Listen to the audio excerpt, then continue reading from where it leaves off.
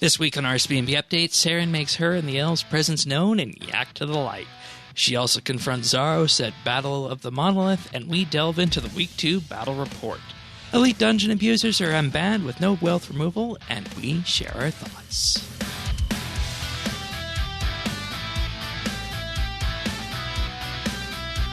This is RSBANDB Update, episode 232, recorded Thursday, June 3rd, 2021.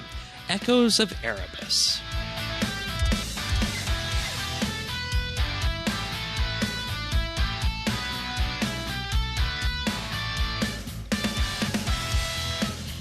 Hello, everybody, and thank you for joining us for another episode of RSBANDB Update. This week, we have a new yak track. We have the second week of the Battle of the Monolith, and Tanis and I are here. We're going to strap in, and we're going to have a fun time with this, aren't we? Or at least to the best of our abilities. You know, we're gonna do something with it. Get a little something going on. You know, yak tracks are always fun. Yeah. Or yeah, most of the time, right? Yo, I 100% agree they are, and I actually needed this one, honestly. This one couldn't have come at a better time. It really couldn't have. I do have to say that much. But if you're joining us for the first time, full show notes can be found at update.rsbnb.com. I am Shane12088, and he is Tanis79 in-game. You can chat with us there at Friends Chat, BitsBytes, or join our Discord at rsbnb.com/Discord. And as we mentioned, the next yak track, Yak to the Light, the sequel to Yak to the Shadows, is here. And, you know, just having a look at everything that's on offer with this one, I really do enjoy what we have with this in terms of the way the cosmetics and everything look. Well, I'm a big fan of Seren, and I'm really motivated to do this yak track because I want these. I actually want these outfits. Yeah, there's no ghillie suit, but I mean, we do have. There's only one. I mean, there's only one ghillie suit. There's only one. You're of course talking about the Tardiet armor, but yes. Lots of things here from various elf clans on offer. Did you notice that there's the Buckstag pet? Oh yeah. That's definitely thought of you when I had that one, because that goes right in line with your outfit that you have. Uh-huh. So yeah. I imagined you would be interested in that one. So I had that in mind for you. There's also an owl as well, a nice Seren-themed owl. I think the only thing I have to complain about that one is that, you know, we already have those god owls in game, and this one is just so much higher fidelity than those that anybody who wants an owl follower, you're going to want this one. No questions asked compared to what we had in the past. Yeah, you know, but I mean, I guess if you want a retro owl, you could always go get the old owl pet. But if you want to, you know, good looking. I mean, we've had plenty of improved birds. Look, we got the lava like hawk and stuff like that. Didn't make the like raven obsolete or something, or the. You know, or maybe it did. And that's the best thing about RS is that, you know, you can take it whichever way you want it, whether it be if you want the retro look or the modern look, it's all there. So, as per usual, 50 tasks. If you got up to task 40 on the last one, you get the first 10 tasks completed to 50%. Starting off, you have a yak story one, as you normally do. You get to go and talk in Berthorpe to Angoff to complete that one. Then we move into woodcutting and firemaking at our second cosmetic item. The first one is the Seren Crystal Cosmetic Override. Second is the Seren Crystal Sword, which looks really neat from my perspective. Seren Crystal Bow. You know, everybody, of course, talks about the Seren God Bow at tier 92, but this is a fun option as well. You know what? What's funny about that is I used to have a bunch of different crystal weapon overrides and stuff from Keepsake. Just and the bow was something I used for a long time. That I forget what tier it was. Was it 87? Or no, 80 this if was it's this one was. Yeah, it was attuned, but it's real fancy looking. Like I love that crystal look on the bows, and I think I used to do daggers and stuff too. Yeah, I like the way the halberd looks, and I was Oh actually just yeah, thinking of incorporating some of those into my gear. So this is definitely going to be a fun one to go through. Mourner's Mask as well. That's a good one. That's a throwback. that is awesome. Warriors. Yeah, this is the perfect introduction, I think, to Cell Prif. Honestly. Yeah, yeah, kind of give you that. Oh my God, we can't have nostalgic feelings for Priv, like already? Really? What? What's happening? Yeah, It's all going too fast now. Yeah. Let's go through some of the other rewards that you get. In total, there's 18 tasks on the free side that give cosmetics and 17 that are premier tasks that give cosmetics that you need to pay for. So it's a 50-50 split right down the middle of where you get the free or where you get the cosmetics down free in members, which I think is pretty good. Mm-hmm. You also get Hector the Hare and Heffy the Hare. Heffy, of course, based on Heffin, little rabbits. I already mentioned the Mourner gear, the Buckstag. There's an Ithel knife override. That's the only Ithel piece that's here. Ooh, but it's a knife. Yeah. Yeah. We have Kadarn Ranger overrides and weapons, the Traherne pickaxe override, Heffin Ranger cosmetic override, and the Seren crystal teleport. I'm eager to know what that one looks like. I'd imagine that one's going to be quite extravagant in terms of how that one looks. I'm gonna have to whip out the old. You know, when I first started, I mean, if you go way back, I am half elven. Yeah, So, Tannis half elf. That's right. I remember. So I might have to get the old clothes out. Well, not the old clothes. We got new clothes now, but we have to get the old titles, stuff like that. The Elfborn. The Elfborn. That's right. Let's see. Where do you find these teleports? They're not in the. Oh, yeah, there we go. I got it up. It is in the teleport animation interface. Ooh, that looks neat. The Seren Crystal teleport. So what happens with that one is that a number of Seren crystals appear above your head, and then they start spinning, and your character is whisked up into the sky and blown away, or pulled away in terms of into some crystal particles. Sweet. That's going to be a fun one. That might get me off of my retro teleport override, honestly. Cool. We also have the Blade of Saildor, the Cloak of Seren, which I already highlighted, Amelia the Owl, Glariel's Trident. We haven't heard that name in a while. Glariel's Trident? Yeah. You get a trident? Oh, tridents. Yeah. I want one.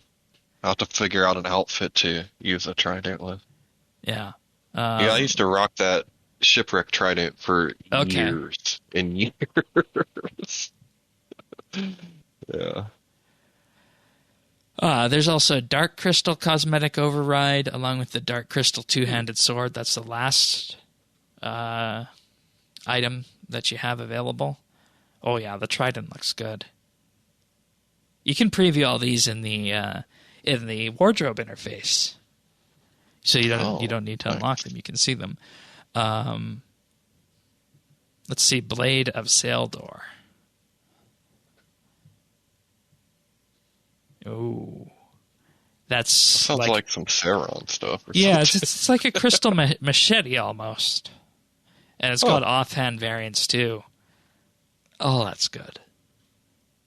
Any other ones you want to see that I should marvel over that I just mentioned? I realize you can't see what I'm doing right now. No, I mean they all. I want them all. This is going to be the Pokemon Yak Track. I'm collecting all of them. Yeah. Amazing stuff. And I feel like I say that every Yak Track. These things, the cosmetics that are available are always top tier. And in my view, that's the reason you should do the Yak Track, because I actually did go through this one and pull together what all the rewards look like for this. I pulled them off the RS Wiki and counted of everything that was there. There's also a caduceus stag. I'm not sure if you're saying that right. So multiple stags available too, which makes sense with the whole Prif Woodlands kind of thing. Right, and you know what we had Shadow, and that was the Zaros stuff, right? Yes. Now we have Seren. What if we keep having yak tracks themed around this Elder God Wars? Oh, so by that logic, the next one would be Gavixian. It could be, right? Like, or Seren. however this is all going to shake out. I mean, I don't know, but I think it would be smart, and yeah, it's yeah, I don't know. I just thought about that. I'm like, wait a minute, we have God Wars going on. We got yak track. And for other things that you can get from this, 4 prismatic lamps, 3 mediums, and 3 larges, 3 small stars, 3 medium, 4 large, and 1 huge, 1 supreme small, 2 medium supreme, 2 large supreme, and 2 huge supremes, and 1 small smoldering lamp, 4 mediums, 1 large smoldering lamp, and 2 huge smoldering lamps. There's also 175 tight springs, 225 Silverhawk down, 2 protein packs, 3 medium protein packs, and 3 large protein packs, 10 cinder cores, 14 pulse cores, 20 protein power-ups, 20 combat training dummies, 6,000 oddments, 125 dragon trinkets, 25 metallic dragon trinkets, 1 easy clue scroll, 3 medium clue scrolls, 3 hard clue scrolls, and 2 elite clue scrolls. So you can see here that the bulk of everything you get is cosmetic. More than half of what you get is cosmetic on that. So I'm very pleased with that, and I can't underscore how much I've been needing this yak track, because ever since Combat Week ended and the divination stuff had ended and double XP had ended, I was kind of like, what am I going to do next? Because the only 120s I don't currently have are, of course, Dungeoneering and Slayer, real 120s. And honestly, at this point, I really can't be forced to do that much Slayer going forward. It's just hitting that wall, if you know what I mean. Yeah, so. I mean, yeah, I hear you. I'm glad to have finally whittled down. I mean, I'm finally down to just farming and a little bit of archaeology. Okay. But I mean, archaeology, I feel like, I don't know, that can happen anytime. Like, I'm not in a hurry. Yeah. I just want to keep doing it anyway. I just have a couple notes about the various tasks. Crafting was moved to be just earn base XP in the crafting skill now. That's rather better than having it, craft dinky gauntlets and stuff like that. There's a Seren Spirit Hunt one, and I was under the impression that, maybe, your Seren Spirits you get from Grace of the Elves would count from this. They don't count from this. Well, where are you supposed to get them? You get a Seren Crystal Shard from Angoth that helps you find Seren Spirits around the world. It's just like the Present Hunt and the Christmas Yak Track. Okay, so I'm not doing that one. Why? I wonder what the alternative Why? is. It's like a 5-minute task. You just teleport to various locations, and the thing gives you a hint. Like, one of the ones is a mountain where it's always snowy. And I don't know if this is a bug or not, but you can go to that mountain, find the Seren Spirit, hop world, find the same Seren Spirit on a different world, and keep hopping worlds until the task is done. Oh, I didn't know that. Okay. Yeah. So it's not too bad, and it's quicker. Yeah, okay. Damn, I'm going to have to go see that dude. I'd skip that. There's also a Wandering Yak task. Find the Wandering Yak as he wanders around Gielinor. I haven't had one of those yet, so I'm not entirely sure on how that one works, but I'm sure there's hints on that. There's 2 of those, and I'm betting this is just going to be something like Bob, and perhaps there's like a friends chat or something that you're going to be able to find on that. I mean, at that point, if you don't want to do that, you could just do the alternate. But I think that's all I wanted to talk about in terms of the actual tasks. Everything else is largely the same as it was on the previous ones as well. In terms of tasks, I know they made the Hunter task be XP, and I think those XP ones are always good. Yeah, it's a good change. And I need to see as well just how many skill and kills we got this time. Yeah, it does exactly the same thing that they did last time, where up until task 20, every other task you have skill and kill as an option. And then after that, it's every 2 tasks. Okay. So that's good. Yeah. And then task 30, it's every 3 tasks, and so on and so forth. I like that. I'm glad they kept that. But that's Yak to the Light. And this one runs until July 11th. Feels weird already saying that we're looking at July for these kinds of things, doesn't it? Yeah, I thought that too when I read it earlier. Yeah. Promotional material too for the Seren Crystal armor is good. The Ironworth armor is good. And Amelia the Owl. I think that one's going to probably have to be our cover image for this week on the video version of the show. But all right, time to strap in. Moving on. Battle of the Monolith, week 2. Dare I ask how long it took you this week? Still in progress. Oh. Yeah. Oh. Okay. I haven't even been able to do it, so that's slightly worrying. We'll get there. Okay. I don't know how. But it took me 2 tries.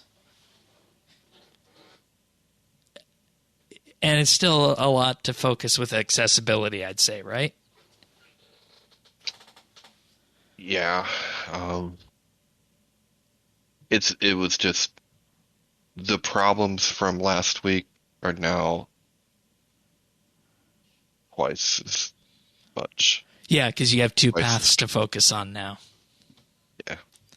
So it just, yeah, it exponentially, got a lot harder in just about every respect that I was struggling with. So, That worries me. That worries me, because I'm wondering how many other players are out there feeling the same way and not articulating that.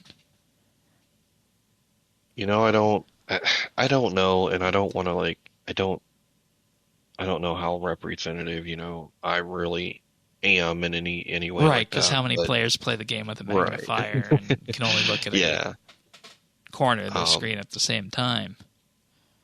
Yeah, so it's sometimes these things happen, and I have to stop, and I have to come back, and kind of like the tree puzzle. Kind of like the tree puzzle. I was actually thinking the Zamorak quest, because that was one of these. It's happened a few times in this game. It happened with the Zamorak quest. It happened with the tree puzzle. It happened with Char. Char was about a 8-month long period for me of trying it here and there every couple of weeks or so. So I mean, these things, it's not like it never happens, but I need this shard. I feel like that's I feel like everybody's gonna want this shard at the end, right? Yeah, that's the part I'm a little concerned about. Yeah. We'll have to see what happens as we get closer to the end then. But we will have a look at what happened in the event. So you return to the battle site, talk to Ali, and ask, how are you doing? And he says that he's well, but his brethren haven't been. And even without the crown, Saradomin is a worthy match for both Azanadra and Nex. And the rest of their forces seem to have underestimated the fervor of yours. Enough, Zaros says. And he sends out a blast of power, and the battle is dragged to a halt. Once more, I find myself having to intervene, my lord, as Anandra says. Zaros tells him to be quiet multiple times. Seren then appears, and whatever you're planning, it must end here. Seren is adamant. Zaros says he's there for the Codex, and she says, does your greed know no bounds? Our mother's core, the crown, and now the Codex? Will that be enough? Will it finally sate your quest for power? My quest is none of yours. Go back to your garden. You know as well as I what Bick will think of it. And I'm just reading along here because obviously these initial parts of the week 2 aren't narrated. Zaros leaves. Seren is very shocked. She says, you're leaving again? When you could make a difference, you turn away and you run? You could stay and help us. We could work together to save our family, to save this world. Zaros says that the world is lost, and he says that, or Seren says rather, that we owe the elder gods our existence. And Zaros is fighting with Seren, effectively two twins here, and Zaros says the only way to stop me is to kill me or go. And Seren leaves and disappears, and Azanadra wonders what is going on. And he sees it as a form of success because he says the Codex is yours, the artifact, which you call the Monolith. It wasn't originally built as a source of knowledge, and there's cracks in the skin of our reality, one here and one beyond Freneske, shadow breaches he calls them, and the Codex was made to seal this one, to protect Gielinor from the entropic energies that emerge. On the other side of the breach is another reality, a very different reality, as Anandra pointed out as Erebus, and Zaros says, yes, my destination. What I seek cannot be found in this universe, and so I go in search of another. I have the apparatus I require, the material to shield myself, a tool to guide me in that place. All that remains is to use the knowledge I've gained. As Anandra wants to go with him, Zaros says that he can't because the power would kill him. And then we're presented with our cutscene. At last, his plans had come to fruition. The monolith lay undefended. With implacable will, he forced it open, revealing the truth that lay at its heart, a tear in the fabric of our reality. Then he departed from this world, heedless of the devastation that would follow in his wake. From that same gateway came beings of pure shadow, and with them a torrent of dark energy. Left unchecked, it would choke our world. But the worst was still to come. And then we're into battle, part 2. Did you have any takeaways from the story side here of what was presented on this Tanis? Yeah, I mean, who knew Zaros was Terran, right? Like, this is crazy. What do you mean, Terran? Like, sorry, Star Trek reference. Oh. It's been a long, long time since there was one on the show. You're right. And what this really provides is that it shows that the other shadow side of the universe that's being presented as Erebus, that has been presented as the Majorat afterlife, is in fact part of the shadow realm, and that's seeping in to our current world. And that shadow, those shadow fissures, both here and on Freneske, are what we were warned of in Azanadra's quest that would ultimately cause the elder gods to wake up, these kind of little infractions like that. And you can kind of see where the writing is going with this one now that this has kind of been laid out here, haven't we? yeah. But you just gotta wonder, like, Zaros has to think that he's after something, right? Yeah. Like, there, oh, yeah, I want to know, like, Well, what he is wants to that? ascend and become an elder god. Right, but there has to be a reason for going to the alternate reality thing that, you know, he went to. You're right, and I don't have an answer to that as to what that could be. Thinking about it, I know that he potentially sees what he's doing as a way of powering himself up, and he mentions that the world is lost already. So what he could, and the only other time we've seen shadow energy or shadow anima take up this strong of a role was when we were talking about the Dragonkin plan to poison the elder gods with it. And surely Zaros can't be doing that. He can't, right? Like he wouldn't redo what the Dragonkin did or Carapac did to try and stop this whole situation, because one, that wouldn't be good storytelling, and two, I'd imagine that he knows better on that front. So, Unless he somehow tries to incorporate it in him to be an anti-elder god. Like,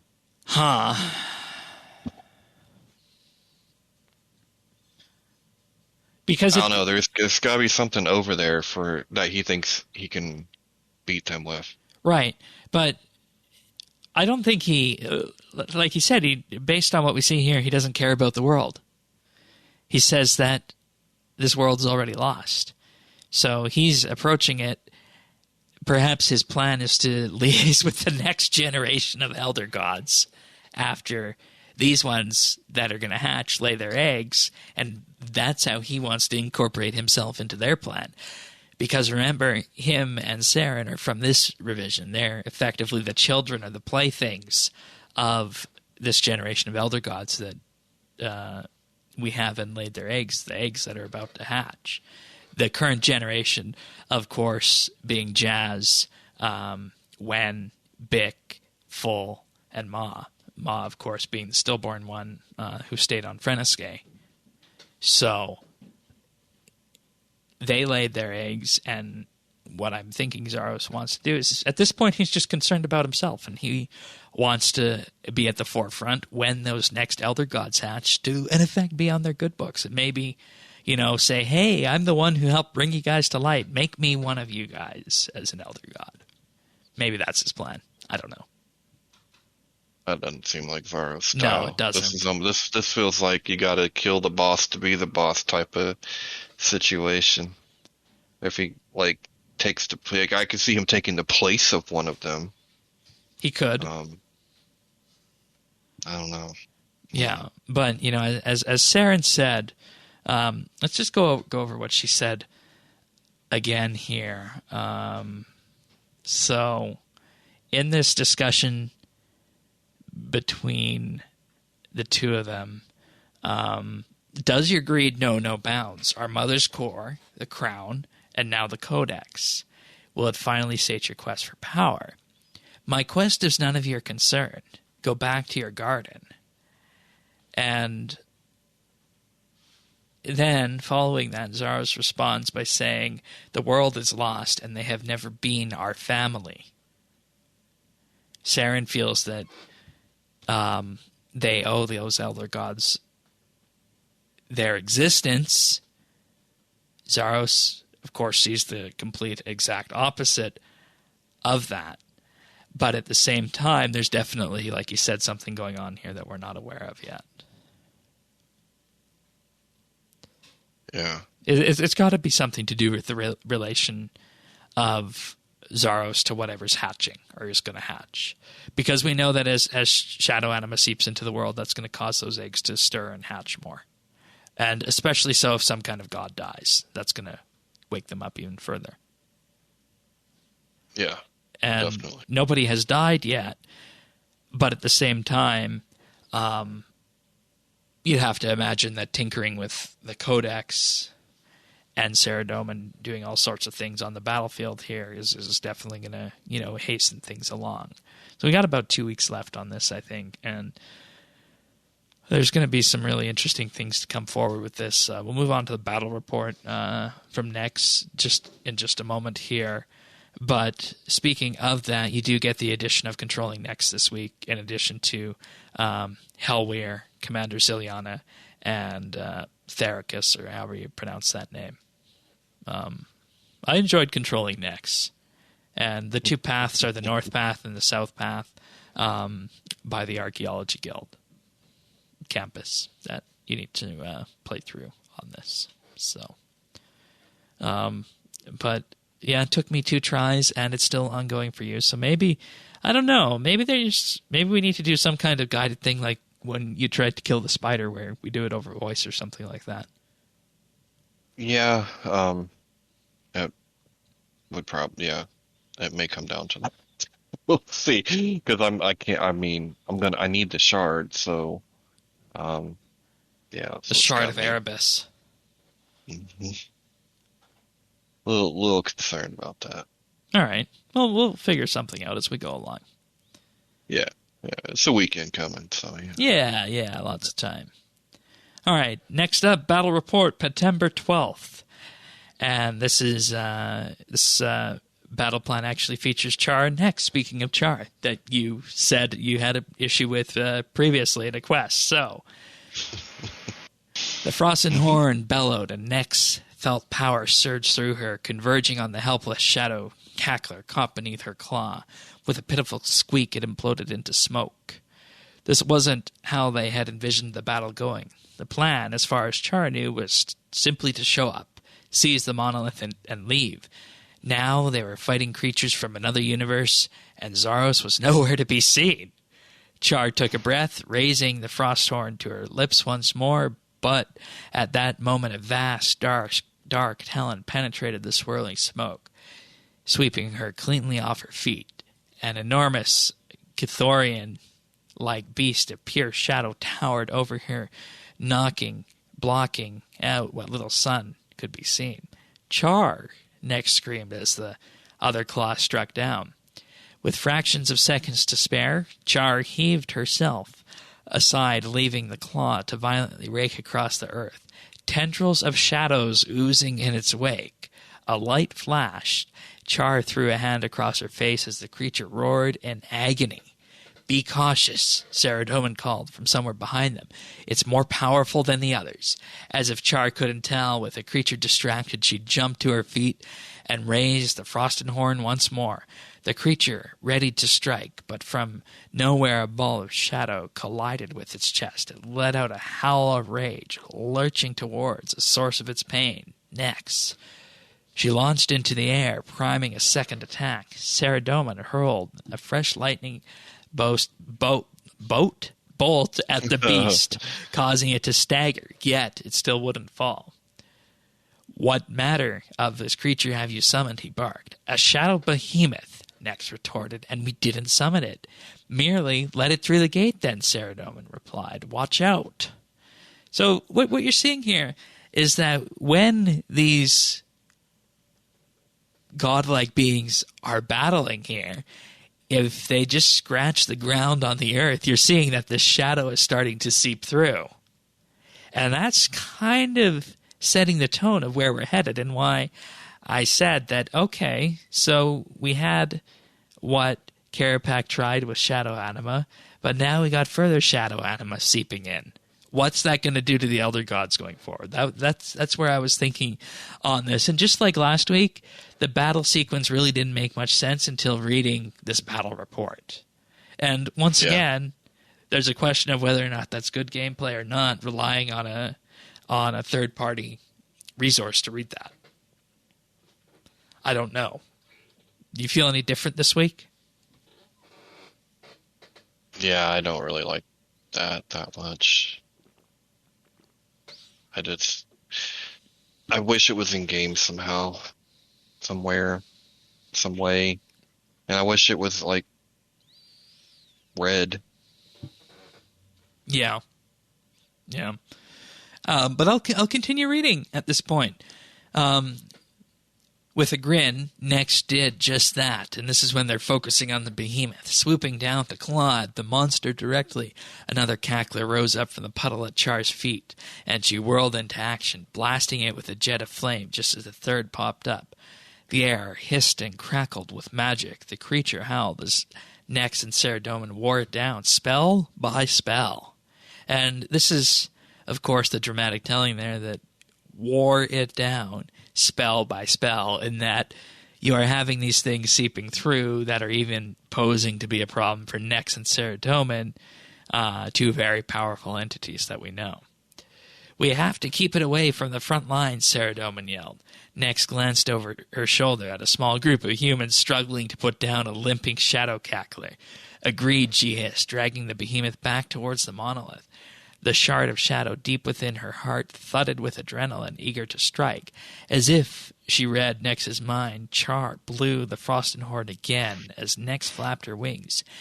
Acrid smoke enveloped the monster as it swiped furiously but fruitlessly at the air where Nex had been just seconds before.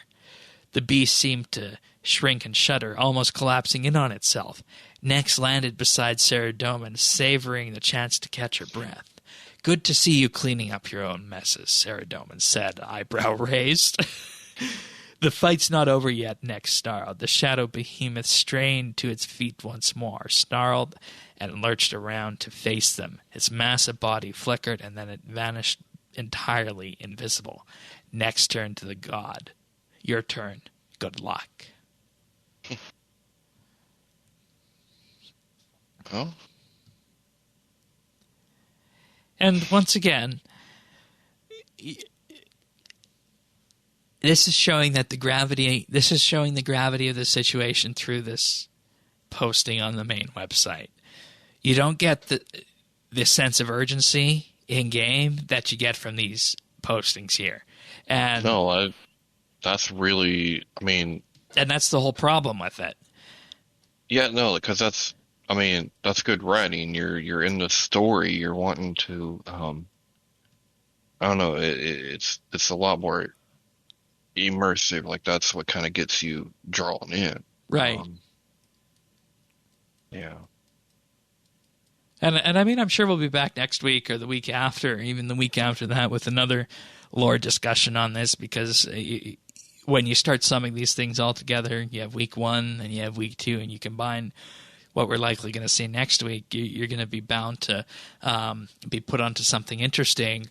But my point is that for anybody who hasn't read the battle reports yet, or you're just going based on what you see in game, you kind of got to take this as a whole of experience approach. And if you don't, then that's kind of focusing on what you're missing. But then again, you have to ask, is that good game design? To rely on people reading, right? Reading what you have outside.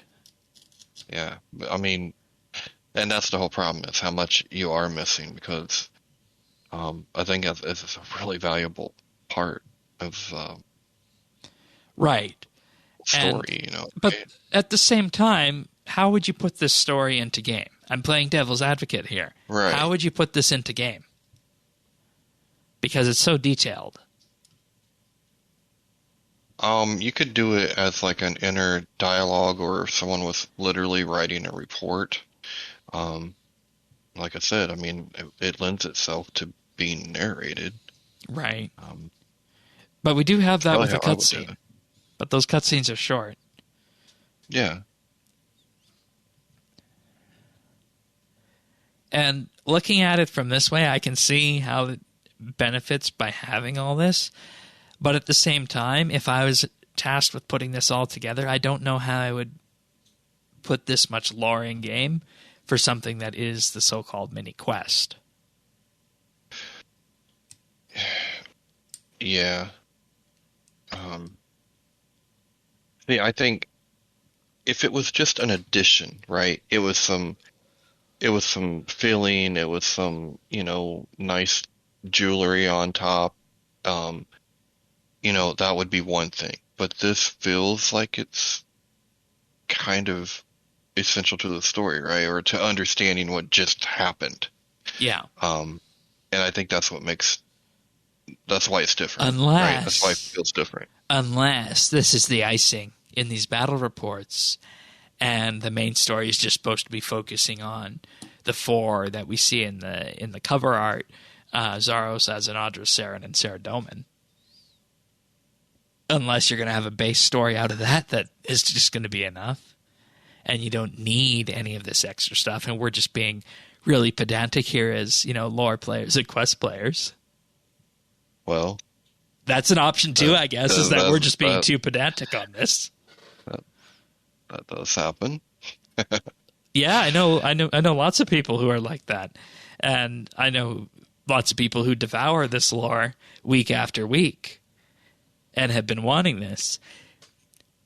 But at the same time, what if what we have in game is enough? It's an interesting question, because I don't think we asked that question last week, did we?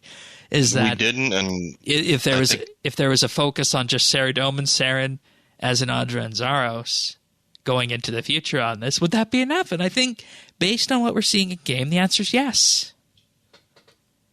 But the answer is yes, because we have 2 weeks now to go on. And last week felt precisely very much like a sliver of a piece, Because from the sounds of it and everything you take in game, Ali doesn't know if Zaros is coming back. Yeah, that's true too.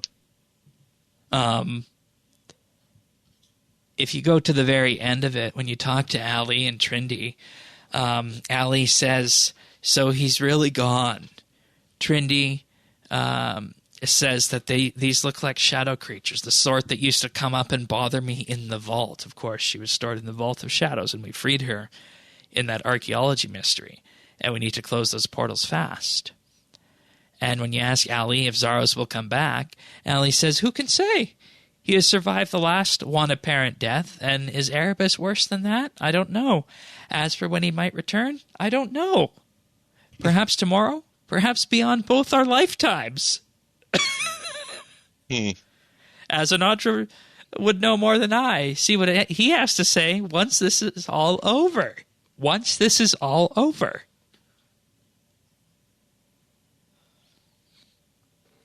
So and see what happens now, since he's already there. He's gone. He went through the codex, and I mean, we don't know what's on the other side. It's Erebus, presumably. But where's the battle at now? Like, there's no more battle for the Monolith, right? Like, battle over. Yeah, it's just leaking things now. If we just got to find a way to seal it up. Things. Yeah. And it's also very important to note that I assume Erebus is on the other side based on what we know about it. Ali assumes that it's Erebus on the other side as well, but we don't have absolute confirmation that it is indeed Erebus. And what if this is a red herring? Who can say? And then in that same exchange, he says, I don't know 2 times. Ali, that is. Well, I guess he doesn't know. Right. And that's why I think maybe we shouldn't be jumping to conclusions on this.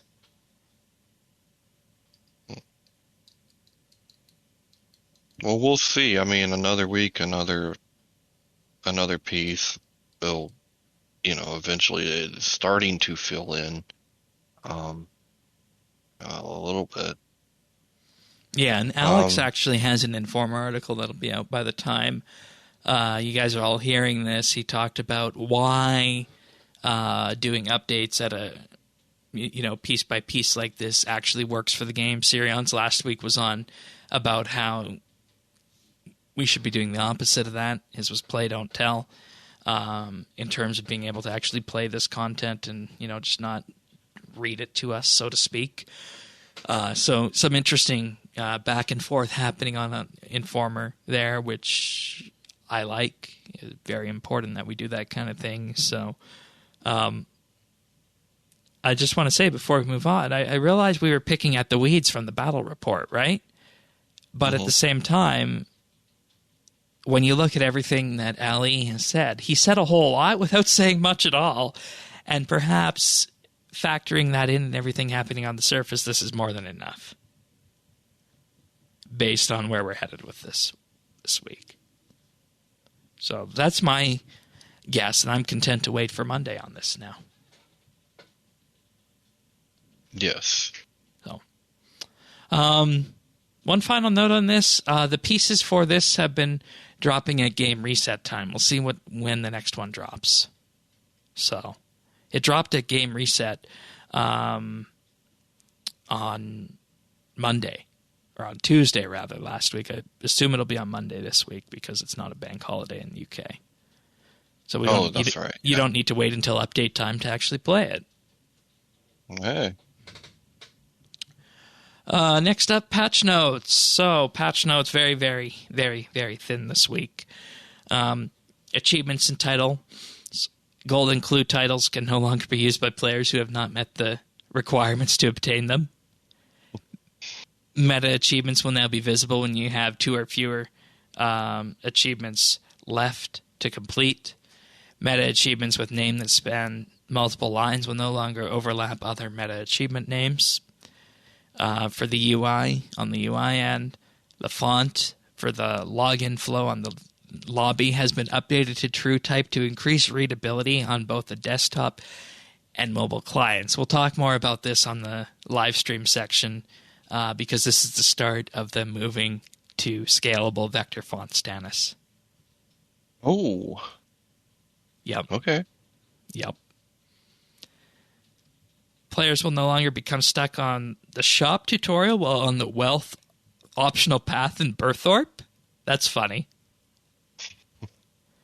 The 10% XP boost, these are hotfixes now from Battle of the Monolith, now expires correctly and no longer applies to Ironman. That was fixed early last week.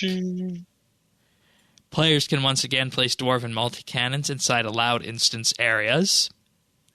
And Rolomia will now show up to her own party at the Jolly Boar Inn for the Once Upon a Time flashback mini-quest. Well, that sounds like it was a problem. Yeah, very much so, since she featured very heavily in that, and that's the whole part of the quest. All locked-out players should now have received their additional bonus charge on their Guardian's Gift, and if you used all of your charge before this hotfix, please reclaim the Guardian's Gift from Diango. And players are now able to use their Traveling Merchant coupon to access the Traveling Merchant stock at the Deep Sea Fishing Hub. And that's the patch notes for the week. Have you noticed how the patch notes have been so thin these last couple weeks? They have been. Probably because the ninjas have been doing other things. Yeah, that's my guess as well. All right.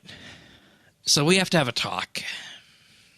Mm-hmm. You remember 2 weeks ago when we were talking about the Elite Dungeons fiasco? And how there was the talk of bans and whatnot, and they were going to be temporary? And we said that would only be passable if there was wealth removal? Because we wouldn't want someone to gain from such an act, right? Yep. Because then a ban would just be part of the price of doing business, right? That would be a bad incentive. Yep. Or a bad precedent. Yeah, which was talked about last week, and something that Mod Warden said he wants to look into, and I think it needs to be looked into sooner rather than later. And as it turns out, there was no wealth removal done for these people. There's no title removal done. There was no achievements removed.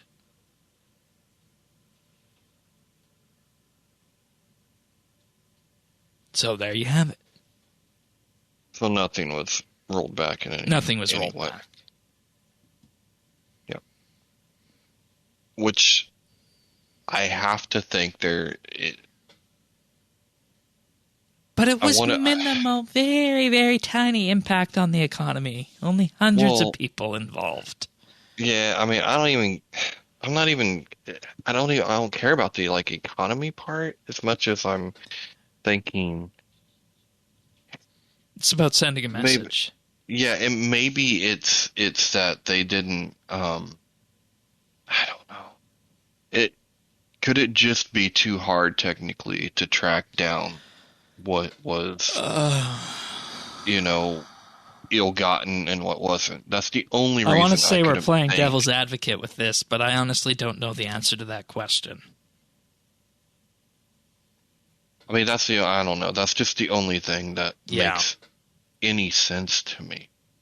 Yeah. And then it becomes a matter of, well, do you want us to spend our resources doing this, tracking this stuff down, rather than giving you updates? They've rolled this back before for when there was that augment glitch with the promotion last year.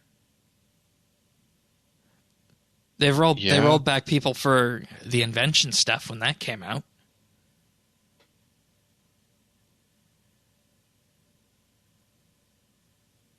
So, I mean, it's not out of the realm of possibility to take something off of an account.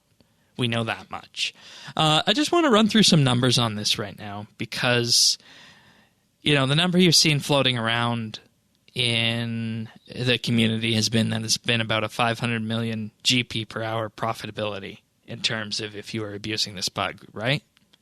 Mm-hmm. But ordinarily, if you're doing Elite Dungeon 3 legitly, and you're doing it very well, you can get about 4 kills an hour or so. And this is numbers from David, our PVM expert. So then I said, okay, so take this off. If you were just killing the ambassador back to back, he estimated you could probably do about 11 to 12 ambassador kills in an hour. Now, this boss was farmed for the Eldritch crossbow, which is a very powerful crossbow made up of 4 parts. Each part is worth about, on average, 1.1 billion. Lowest 900 mil, most expensive 1.4. So just assuming an average of 1.1 billion with a drop rate of 1 in 55 for solo per piece, what that means is that it would take you 13 hours to have a 95% chance at getting a single piece. Probably less than that, probably closer to somewhere 7 or 8 if you were just going for the pieces itself. Now, that does not include anything else that the ambassador drops. Now, looking at what you can do for the ambassador in terms of all of the other stuff that it drops, when you factor that in, if you did hundreds of hours of this, your drop rate would level out. And because of that, it's theorized that some of these accounts had about 200 pieces or so. And that's the key point here, is that extrapolating this out over the long run, 250 million GP per hour is probably more realistic than 500 mil an hour. 500, of course, is a nicer number and it reads nicer. Mm-hmm. But 250 mil an hour if you were farming this with this glitch. Yeah, that makes more sense to me. Assuming you're not dying and whatnot. Well, would you be doing this bug if you're going to be dying and stuff? No. Yeah. And I just want to take a step back and look at the precedent that was set here, because I know 500 sounds like a lot, but David and I estimated probably closer to 250.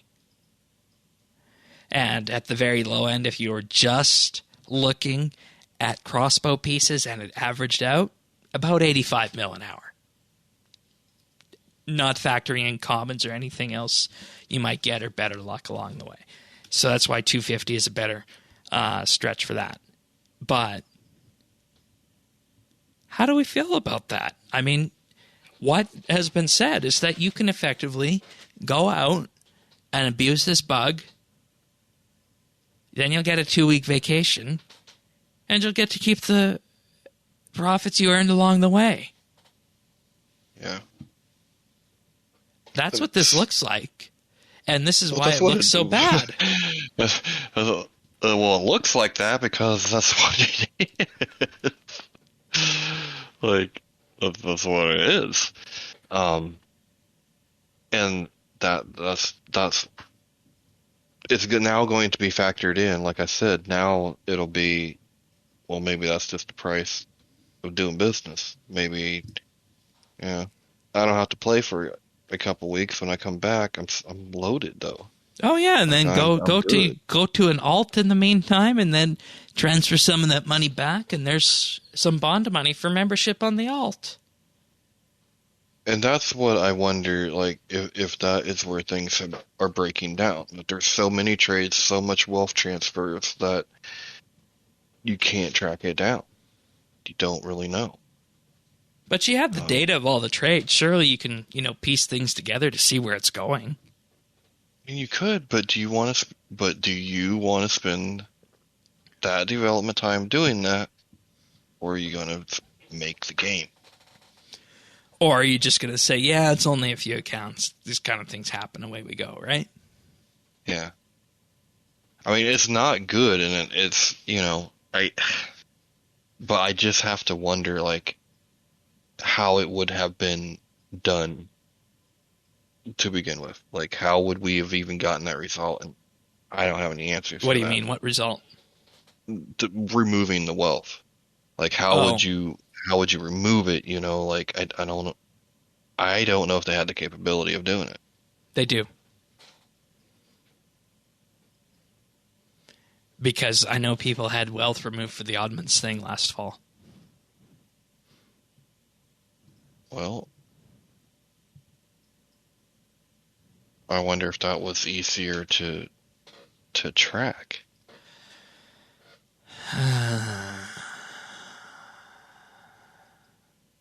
I don't know. I think that it's trackable regardless of whether it's a GP or an Oddments transaction.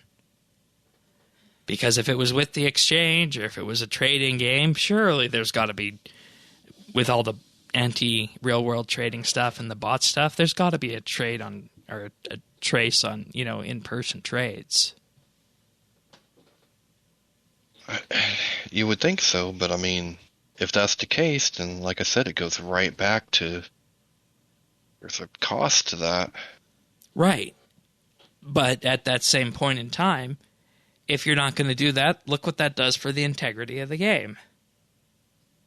Yeah, maybe this was a price worth paying, maybe not. I mean, I don't know. Is it worth the extra heat because an update is slow or been delayed a little bit? And I think we would have had a different discussion last week after the Leeds Q&A had we known that there's no wealth removal. Yeah, I think that's undoubtable. Yeah. Yeah. And I mean, we got to get an answer on Warden Promise number 2 about this ban policy. It's got to be done within the next 2 months, I'd say, by September probably, or the end of the summer. Let's just say end of August, and figure out what the heck is going on with this and what this means for abusing these kind of exploits like this. Because if you can abuse these exploits like this, it completely changes the clientele your game is going to draw in. Well, yeah, and not only that, but you can publicize it and share it, and you're safe. You're totally safe. Nothing to worry about. And I know that we talked about this with the Oddments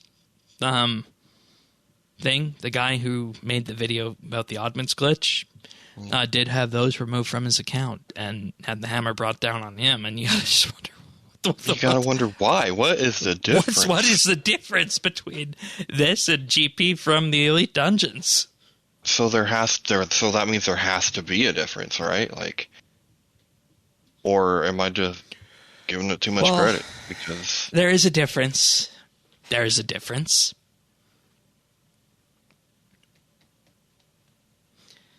Oddments are more directly tied towards real world money than GP is, and gameplay. Okay. Yeah. Well, I guess There's your there difference. you go. It's all fun and games till you cost me some money, boy. And you know what the funny part is, and perhaps the sad part? We wouldn't be having this discussion if we had Maud Osborne's bank bidders from all those years ago. Because then there would have been a clear thing of what happens when somebody breaks the rules like this, and it would have gone down that same path you talked about, civil asset forfeiture. Oh, is that what the bank bidders were? I thought it was like inactive accounts. I didn't No, it realize was people who were banned banned. accounts. Oh, crap. Okay. You know, maybe there's a cause for it. Ay, ay, ay. All right. Mobile Showcase. We have a launch date for mobile. An official launch date. Finally. Yeah. And they said the 17th of June. And I think it was Maud Liam who had to underscore. He said, yes, that means the 17th of June, 2021.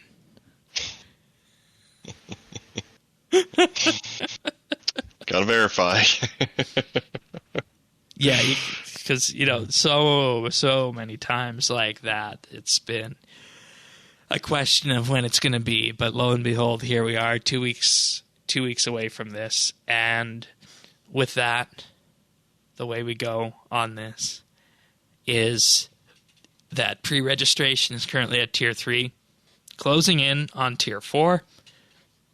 And I have some questions if they're actually going to get to Tier 5 on this, because they got to Tier 3 relatively quickly, and the question is in 2 weeks, can you get to 4 and then 5?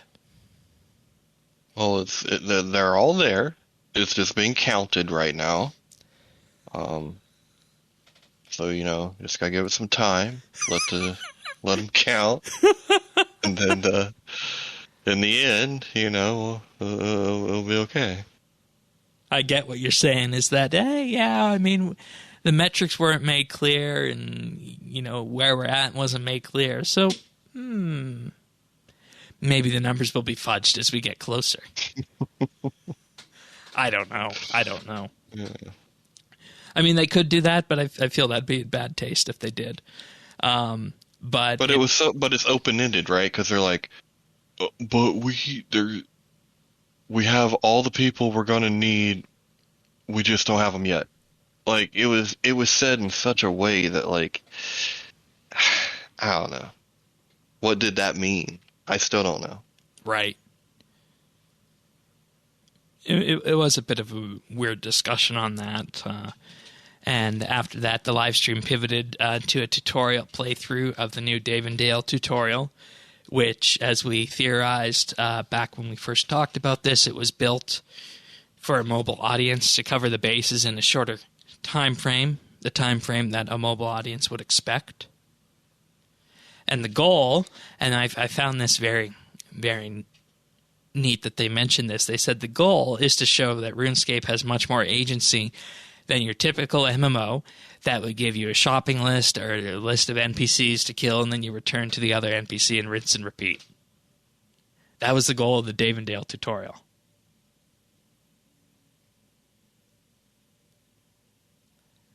Which... I thought it was more kind of like that. What do you mean? I thought when we talked about it being much more easy to follow. Yeah, it was more easy to follow, but the point is that you can also, in effect, bend a little bit, and it's not just, your RuneScape isn't going to be just about your typical kind of fetch quest, right? Which is what other MMOs are, and they want to show that in the tutorial, which I think is good. Okay, yeah. The Dave and Dale tutorial will not be the default tutorial on PC. If you start on mobile, though, you will be able to finish the Dave and Dale tutorial on PC, and the controls will work just fine.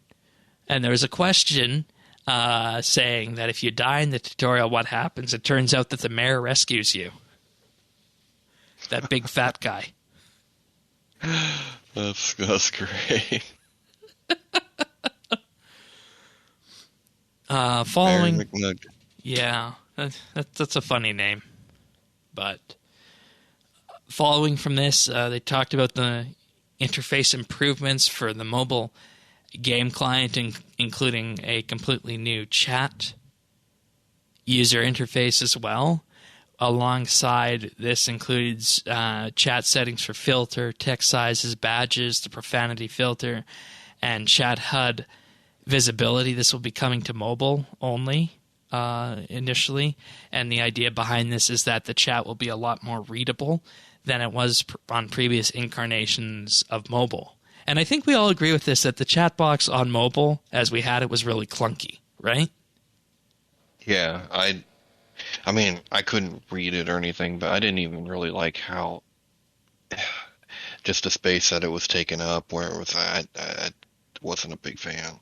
Yeah, and now the way it's set, based on how it looks in these videos, is that you'll be able to see the chat expand to fill the entire left-hand side of the screen, and with that you'll also be able to thumb between your public chat, your friends chat, your private chats, your clan chat, guest clan chat, the grouping system, the emotes menu, and you're not going to have to tap that other small little button to open up your friends chat, for example.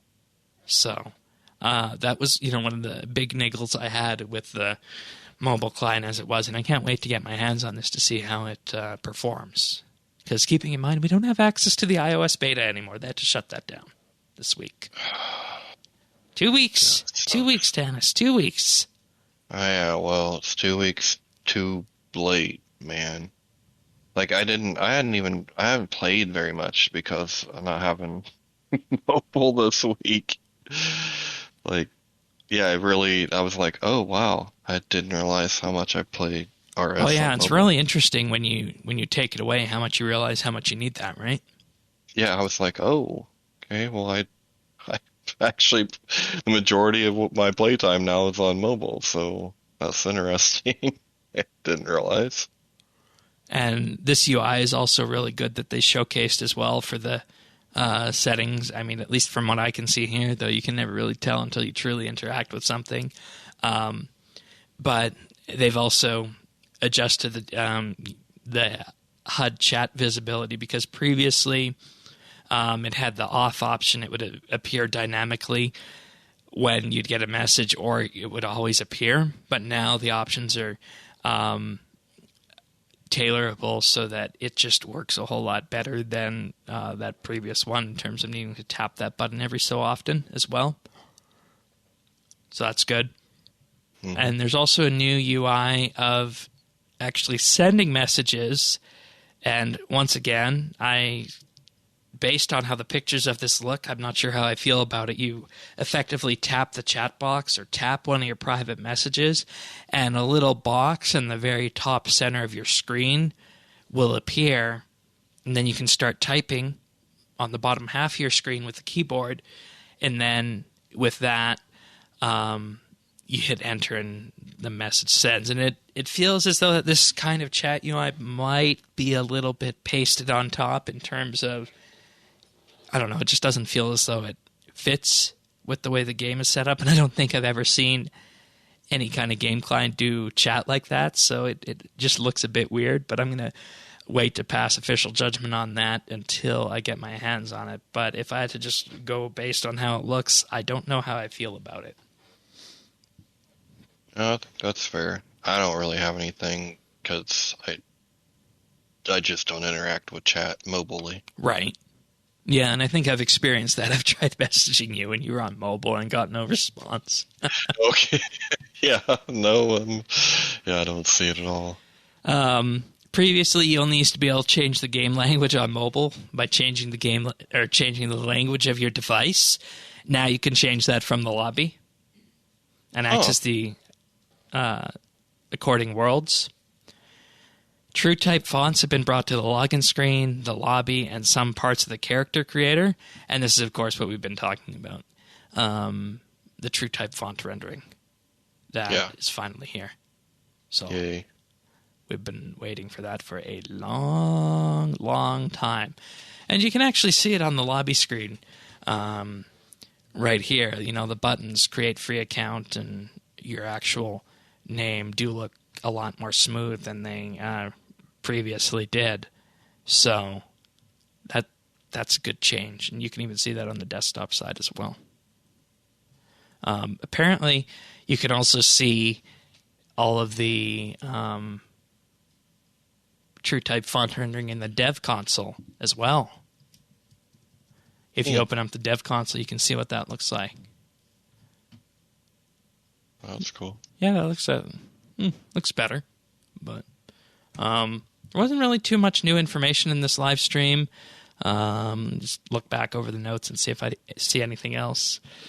Over time, through full commercial launch and into the game's future, fonts will be updated in-game, and desktop users can see this font on the dev console, and I just demoed that on the video version.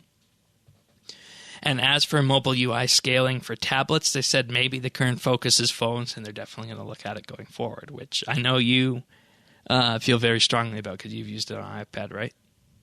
Yeah. I preferably use iPad when I'm playing RS. I mean, I haven't ran into problems, but I mean, it's just very hard to base. It's very hard to base things off my experience, I guess. As we can tell from the Battle of the Monolith, right? Yeah. I mean, I want to be fair about everything, and I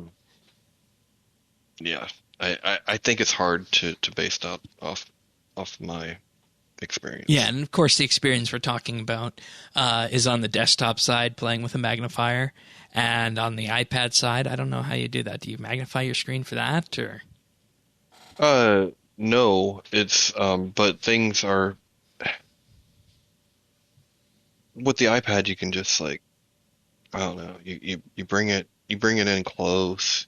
It's got everything.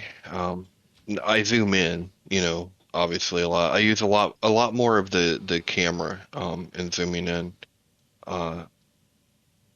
with the interface, use the interface scaling.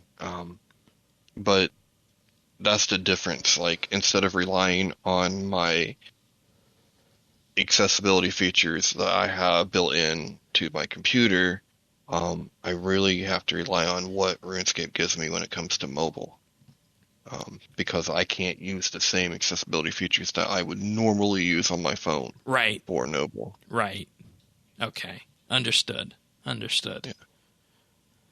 Well, 17th looks good, and, that falls on a Thursday, so that's recording day, so that should be good fun. Hey. All right, so we do have a couple questions this week, but before we do that, I'll just thank our Patreon supporters for making this episode and all we do here possible. We did have a bit of an internet problem with Zant's internet. He was going to be on the monthly bit this coming month, and that'll be recorded on Saturday, so you can expect that late Saturday or Sunday at some point. But we haven't forgotten about it. It's being produced. We're doing a monthly bit on the rise and fall of the Java game client this month, so you can look forward to that. And thank you to all these people for making that episode possible, including Andrew C., Arvids L., Brock H., Cameron, CGB 900, Kristen S., Chunk the Monk, Cook Me Plocks, Danny C., Diana, Drama Free, Dream Delayed, Duramax, Dusty P., Guy LaFleur, Jade Gizmo, Jason S., Jim M., Kevin G., Kyle, Lucky Ducky, Malinoric, Nora, Parnassius, Rastafa, Ricky A., Samuel FL, Scott DS, Soupfinder, Staub Eve, Tanner JW, The Bears OP, The Naked Captain, The Lion, Tom V, Vinny, and Zant.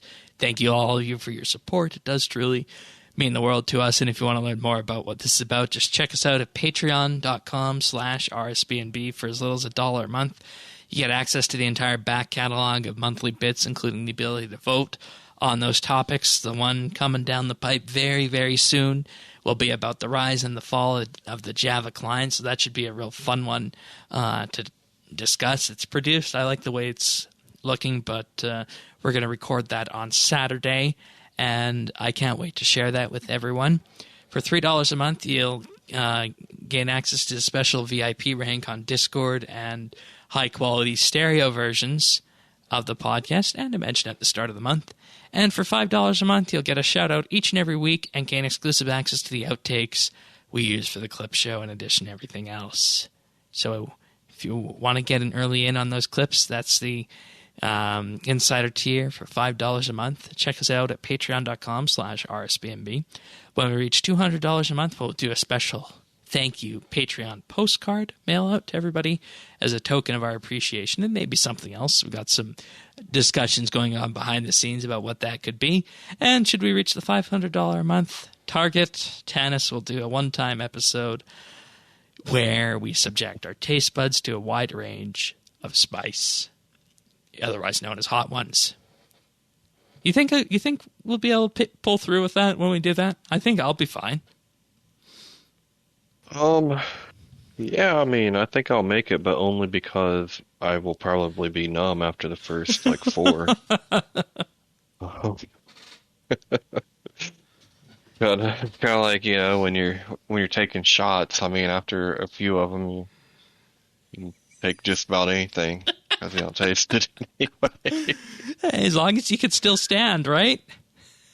Yeah, yeah, hot ones is going to be something else. Let's just. I'm glad that we'll have mobile by that time because we'll probably need it. I don't want to ask why, but okay, fair enough. All right, moving on to questions. First one from I Am Durham. Hi all. Any planned discussion on the effect of massive influx of mobile players into the RS3 economy?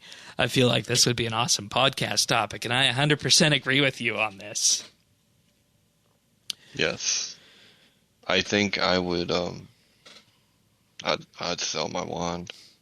Yeah, that's the typical, stereotypical answer that always comes up in this situation. Yeah. But I feel like we should be treating this like a double XP weekend. I mean, with if a focus anything, on raw materials. That's what I was gonna say. Yeah, they like what they call that in commodities, what have you. Like, yeah, that's probably what I would look at. Now, that being said, I don't even think I would like invest a whole lot or anything like that. Just maybe see how it goes. Right, and we don't know how big the spike is going to be. I mean, if it's like this Steam spike that was about 10%, 10-15%, we're not really going to feel that. Right. But if it's upwards of 25-30%, you're definitely going to feel that. Yeah, and I mean, this is going to be more of a sustained demand than just like the day of a boss release type of situation, right? So you don't necessarily have to prepare for it. You can probably still participate and come out ahead, even if you wait to. Yeah, and it's going to be like a shifting scale as well. I mean, you're going to see. I think if the spike is more than 10%, you're going to see it start to show itself off in the primary gathering skills of fishing, woodcutting, and mining. First in the 30 to 60 band range, right? And then the 70 to 80 band range, and then 80 to 90, and so on and so forth. And then you gradually get up to the point where you're going to be talking about things like divine charges as well. Now, that's good for everybody who's already playing because there's lots of these skills that we're pointing our fingers at right now where you can just go in, jump in, and benefit from that. So I think that's a good thing. Another good potential thing with this is that when you add more players to the game, we have a set amount of GP in the game already, right? And these players aren't going to be high-alking things and bringing new GP into the game right off the bat. So it spreads the amount of GP that we have in game around rather than bringing in a whole load of new GP. And you see where I'm going with this. Mm-hmm. Everybody has been talking in recent years about GP inflation. It's a thing. We all know it is. This is going to be good for that problem as well. Yeah, this keeps it moving. Exactly. You don't want it around. Yeah. You don't want it getting stuck and just switching from hand to hand down there at the sand casino. Right, because that does happen. Oh, yeah. Now, Sure does. Now, this is dealing with the side of new players coming in, and I think we covered most of our T's there. Now, when we start dotting out the I's for the existing players, what does this mean for everybody existing? I don't know what the split of Android versus iOS is going to be, but keep in mind there have only been 10,000 iOS players since the very beginning on this because of the beta cap. 10,000 iOS beta players. Yeah. So presumably you're going to see that many and more come in on the iOS mobile side, and say that number is 2 to 3 times that and I think that's fairly generous at this point. I don't think you're going to see 30,000 iOS players come in on day one. No, but I think you might see more than what we have in the beta. Because yeah, absolutely. There's a lot of people that didn't make it into the iOS. Yeah, I know of people that wanted to get in and didn't last year.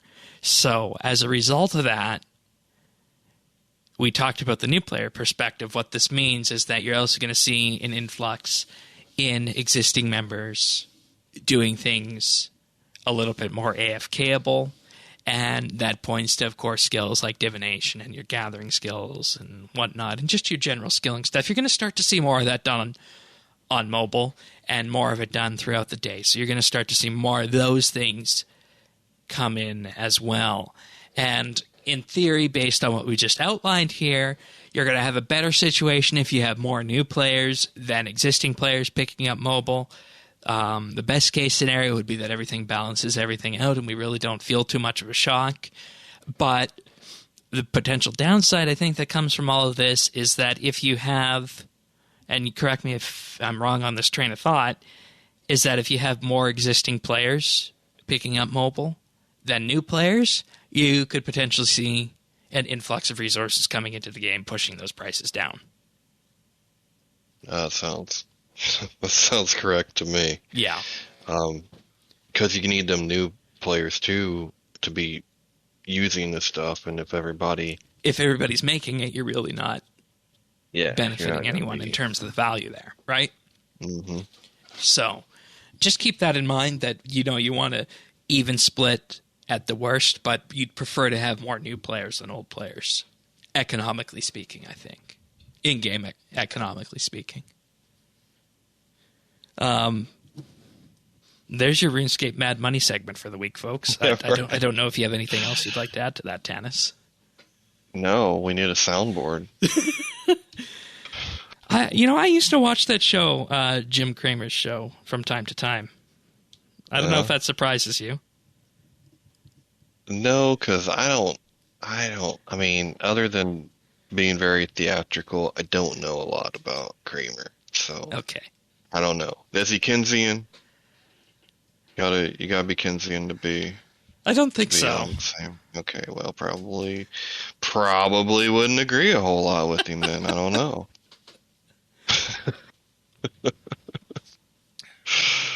Thank you, Durham, for that question. The next one from Questscaping. What kind of story content do you think benefits from a more serialized format? Ooh, I feel like that's stabbing at the heart of what we talked about earlier, isn't it? Well, it's kind of twisting it. Yeah. Twisting the knife a little. I'm going to say read Alex's article, and that might be a valid argument to be made for the content as we're seeing it this week. And I'm not going to leave that as the sole answer of this. But in terms of serialized content, I'm just going to lay it out as I see it. I think if you're going to do serialized content in a game, you don't want to have it drag on over months because that's bad. You risk losing players along the way. One of the best serialized storyline that I have had told to me in games both come from Star Trek Online. When the game went free-to-play in 2012, they did a number of featured episode arcs, and they would effectively put 4 episodes out in 1 month, once a week, and each episode would take 25 to 30 minutes to play through. And they would form a part of a bigger story, and they did this 3 or 4 times over the span of that year or so. That was a really fun way of serialized storytelling because you knew it was going to take an entire week, or an entire month to go through that storyline, and you got special rewards for doing it at that time. You could still go back and play them later, but you got special rewards for doing it then and there. So I think that's one way to do it over the span of a month, like that, week to week. And maybe that's what we're doing here, but it's about, 2 to 3 times the existing gameplay of what we have with Battle of the Monolith. That made that worthwhile to me. And the other one is another Star Trek Online story episode run that they did. They did a run in the summer of 2015, spanning from May through September, of about 6 episodes, wrapping up a storyline that had been going on for years. And it was, back to back, in effect, advancing the same story. And it worked really well. And I think it was a fun way to interact with the game. So I think where it comes down to with serialized storytelling is that you have to have it contrite in such a way that you're not dealing with it over the span of many, many months, like 6 months to 10 years, as we've seen in the case of RS before, like with Priv. But I think it's much better at the smaller scale, like, a month long or maybe 2 or 3 months long kind of thing. And, they could totally do that with mini quests, I think, if they, did one a week. And who knows, maybe we might look back at Battle of the Monolith and see that as a very positive thing at the end. Yeah, I mean, we'll see. I think it all comes down to like what you were saying. It's the time frame that we're talking about with the serialized content. Over a month is probably, ideal. But yeah, I mean, we've seen storylines that will drag and drag and drag and drag. I think our concern, or at least my concern last week, was when you do it with a mini quest or really anything, you got to make sure you have enough content to work with. And this week, I think it had a different feel because we had the foundation from last week, so it didn't feel like as much of a sliver. Right. But that isn't necessarily a matter of the serialization of the content as much as it is the amount of content and how you're breaking that up. Yeah. So effectively what I'm getting from this is that it has to be on a tight timeline or time scale, but it's also got to be worthwhile content. Yeah. And I think a lot of players weren't feeling this as worthwhile. And I think that's from how it was presented, honestly. Because last week's was just in and out. Poof, so quick. Yeah. And, I talk to people about this. And, I have a Discord of Clan Quest people and other people. And they're like, is this an update? Should this have been called an update as it was? And, I can see that if this pans out, this might fall into the bracket of what we talk about as being good for serialized storytelling. But at the same time, these first 2 weeks, it really didn't feel as though it was hitting that mark as benefiting from the serialized format. Right, and I think that's because it's a mini quest. That's my gut feeling. Yeah. It's you could do this with a quest, even a medium-sized quest, but I just don't know if a mini quest lends itself to being the best format for this. No. I mean, you might make the argument that if they had something similar to World Event 1 or 2 on this in concert with this, then you could make that argument. Because that's, what people always think of with live event and RuneScape. Mm-hmm. But at the same time, you look at what we have had so far, and it really doesn't tick that box. So, I think it just needs to feel more fruitful, so to speak, to tick that box right now. But I'm willing to have my mind changed should we get bigger revelations as we move forward. Yeah. Well, there's more to come. Yeah. The worst is yet to come. Yeah, they end with that each and every week. I did read the spoilers as doing my due diligence, as I mentioned last week. And each week, except for the last week, does end with the worst is yet to come. I will say that. Anyways, let's move on. Start wrapping up the show. And we have 2 picks of the week this week that are tech news related. And they're tech news because we got to just warn you guys to head in the opposite direction of both of these. And I'm going to start with mine first. And that's Twitter Blue. And perhaps that's actually not a good name for it, because typically if you're blue with something, that means you're sad. Yeah, that's what I was thinking. And, you know, we get to be the guinea pigs. Twitter Blue is rolling out in Australia and Canada. And for anybody who picks up a Twitter Blue subscription, you will get bookmark folders, which is a better way to organize your saved tweets. You'll get an undo tweet option, giving you the option to edit your tweet. With the undo tweet feature, you can set a customizable timer of up to 30 seconds to click undo before the tweet, reply, or thread you sent will post to your timeline. So you get 30 seconds in order to make sure that you actually want to press send. You got to pay for that. There's also reader mode, which they say gives you a beautiful reading experience by getting rid of the noise, and they've made it easier to keep up with long threads by turning them into easy-to-read text so you can read all the content simultaneously. Oh, that's so nice that they're charging for accessibility features. Right? Oh, WTF. You also get access to perks such as customizable app icons. Huh. Yeah, that sounds like more... Yeah, you know, the other iOS Twitter clients have done this for years.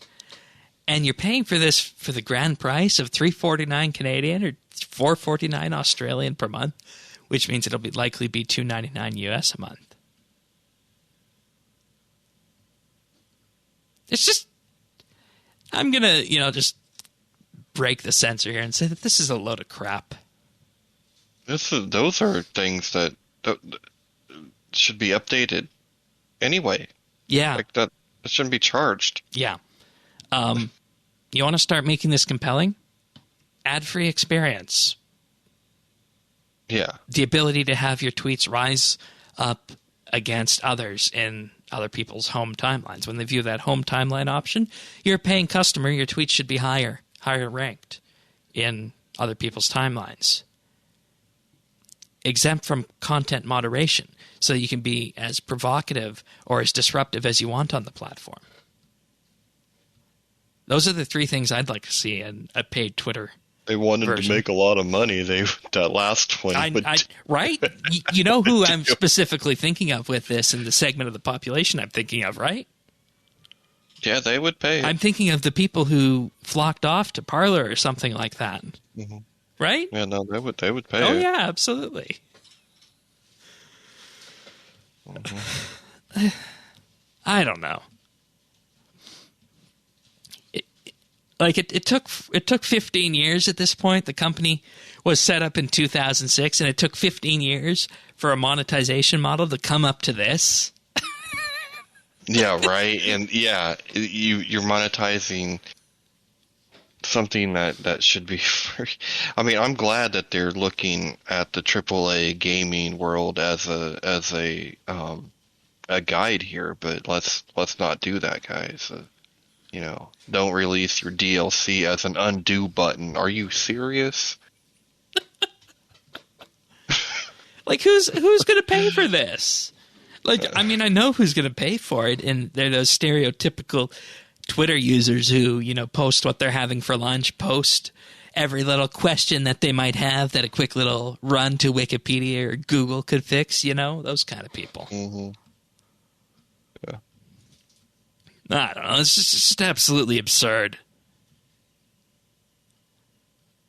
I want to uninstall that thing, honestly, but I have too much of a connection to it in terms of how it's connected to us for news. But yeah. I'd hate to say that's the worst pick of the week, but it gets worse. It gets worse. It gets worse. It gets worse. So I'm not known for my tech stories, but When I heard this one, I said this is going to be my pick of the week, because people need to know about this because they need to opt out of it. But my almost anti-pick of the week is Amazon Sidewalk. It's a new program that you are going to need to opt out of before June 8th. And what it's doing is they have decided to try to use Amazon Echoes and Ring doorbells, all of the devices, to create a mesh network so that other people that don't have internet will be able to use their Amazon devices from a low what they call it, a low speed network that you are providing. Isn't that nice? Yeah, you get to provide it from your internet. And data cap supply. He sure does.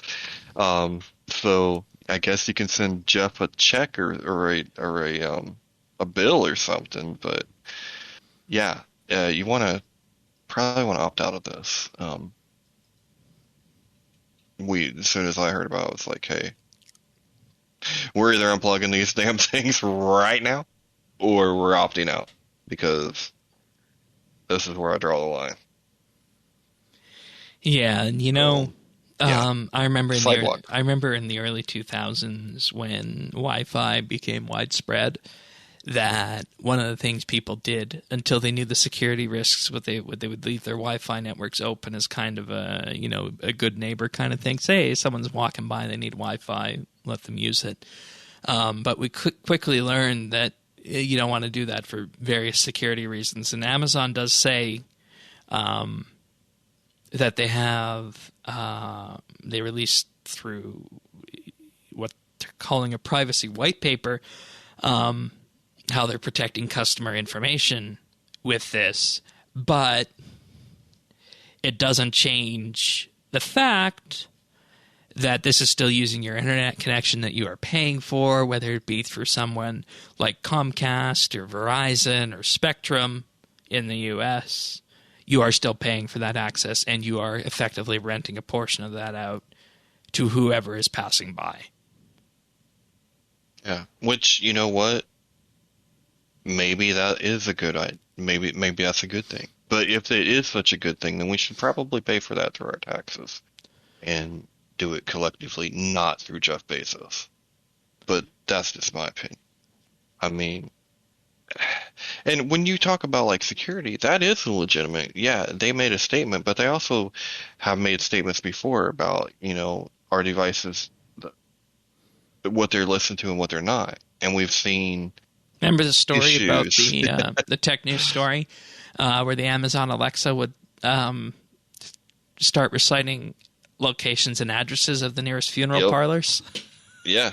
I mean, that, and remember when someone's like whole conversation, I mean, they were talking about fluorine or whatever, but that got sent to someone else at work. And so, I mean, there are some legitimate concerns here.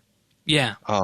Not to mention, yeah, this is for right now, but if they get this up and running, who's to say they can't turn it up so that now it was only supposed to be to, be able to get Amazon devices hooked up and going, but who's to say they can't turn that up, a month from now, and now other people can shop now, and they can, they're using more of your, I don't know. It rubs me the wrong way. Yeah, so it says Sidewalk is designed to be a shared network to help customer devices work better together, both at home and beyond the front door. Operated by Amazon with no charge, Sidewalk helps to simplify new device setups, extends the working range of low bandwidth devices, and helps devices stay online even if they're outside of the range of the user's home Wi-Fi. It's going to use someone else's Wi-Fi to help out with that.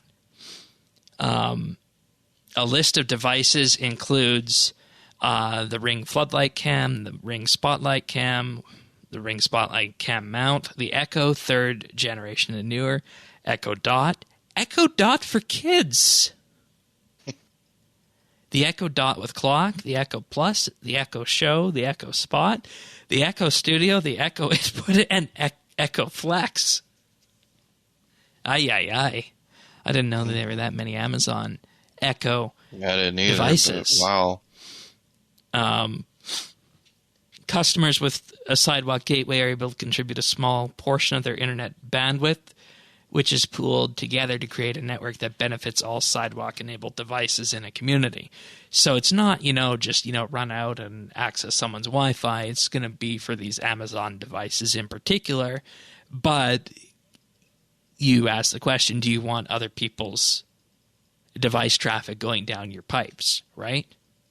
Yeah. And we just need to underscore that it's not, just a general internet connection, but it is for these Internet of Things Amazon devices. And they say this can include experiences ranging from finding pets or valuables that may be lost to improving reliabilities for devices like leak sensors or smart lighting to diagnostics for appliances and power tools. And the example they give is that a door lock in a poor coverage zone can receive connectivity from a participating neighbor's gateway. Yeah, in theory... it sounds good. Right.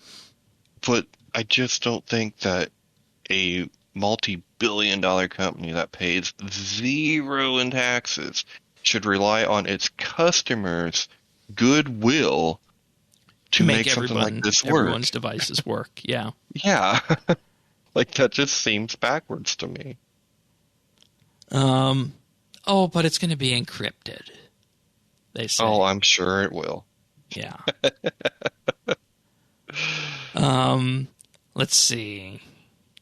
Now, they don't say anything about data minimization, or they do about actual bandwidth. But yeah, I mean, I understand the concern in this, and this is just another reason that I will never have an Amazon Alexa type device. It's because we knew they were very pervasive back in the day, and they're just getting more pervasive. Yeah, she's really turning into a stage 5 clinger, ain't she? I don't know what that means, but all right. Yeah. Remember that product they unveiled that allows you to take a picture and it evaluates your body image?